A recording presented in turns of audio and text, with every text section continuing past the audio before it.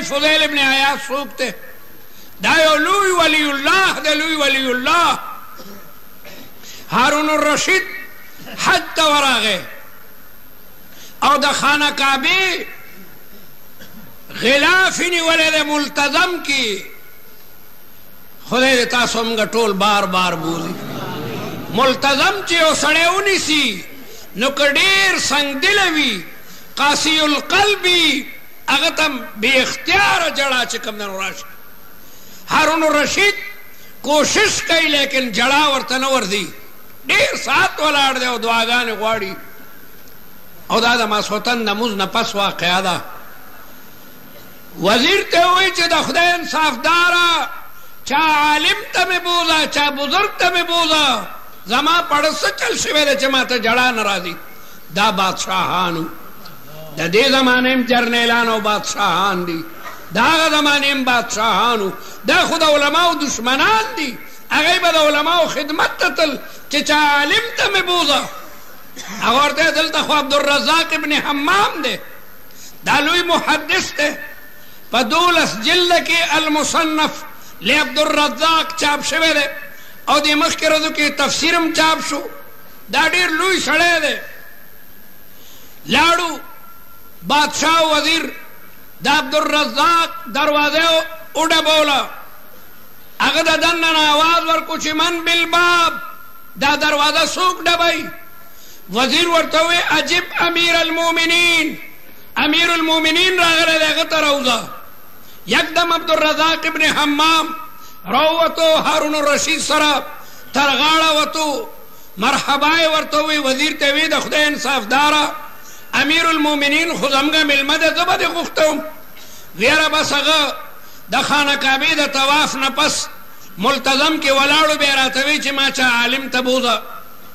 هغه ورته ډېرې خبرې وکړي لیکن د بادشاه پړه کې رقت او نرمي پیدا نه شوه او کافي اشرفۍ ورته ورکړي. وزیر ته وایي چې بل عالم ته مې بوځه، زما د زړه سخوالی هغه نه نرمیږي. خدای دې خیر کوي، الله دې ما ته هدایت وکړي. معلومیږي ما نه څه ګناه شوي ده چې خانه کعبې ته راغلی ما او رقت قلبي نشته. هغه وایي چې دلته سفیان ابن عینم یو لوی محدث او مفسر دی، وی هغه ته مې بوځه. دا زمونږ د امام ابو حنیفه رحمت الله علیه د پایې عالم دی. سفیان ثوری، سفیان ابن عینه، امام ابو حنیفه رحمت الله علیه دا د یو درجې علما دي.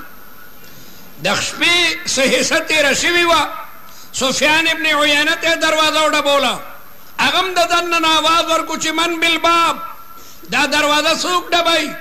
وزیر ورته ووی عجب امیر المؤمنین، امیر المؤمنین راغلی.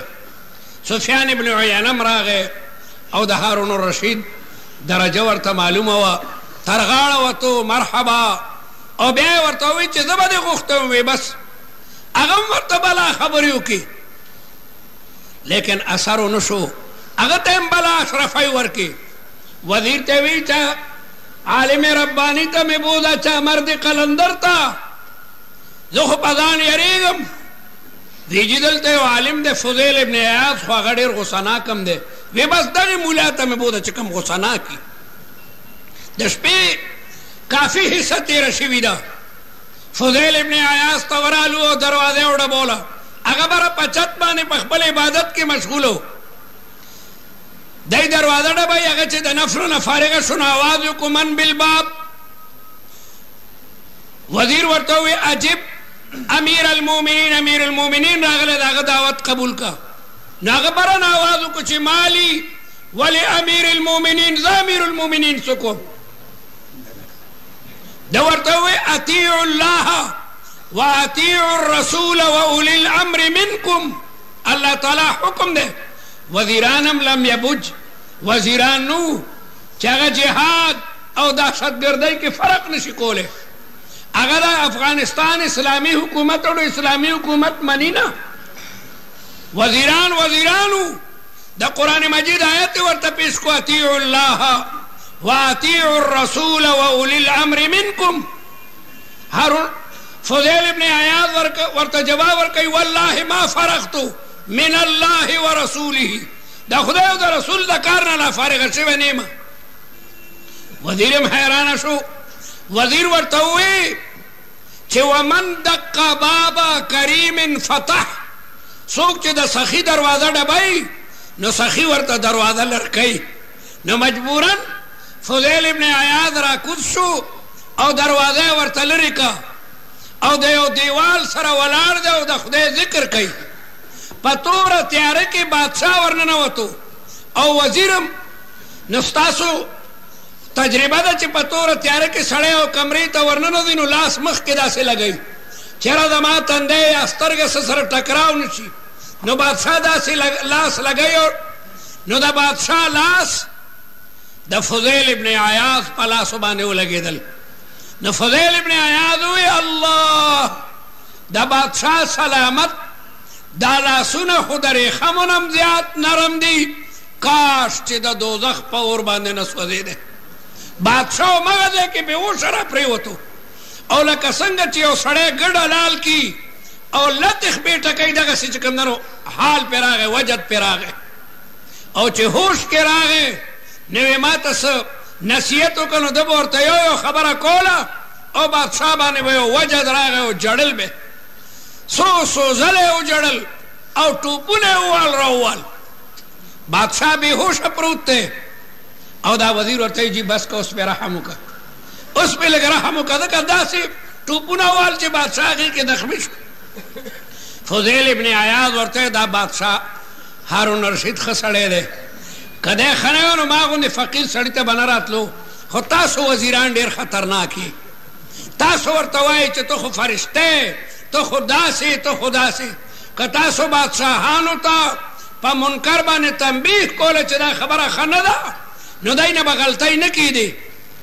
خیر بادشاه په هوش کې راغی او فضیل ابن عیاض ورته چې بادشاه سلامت مېلمه بس دی ورشه تا زما ډېر وخت چې کوم دی نو هغه واغېشتو بس دی.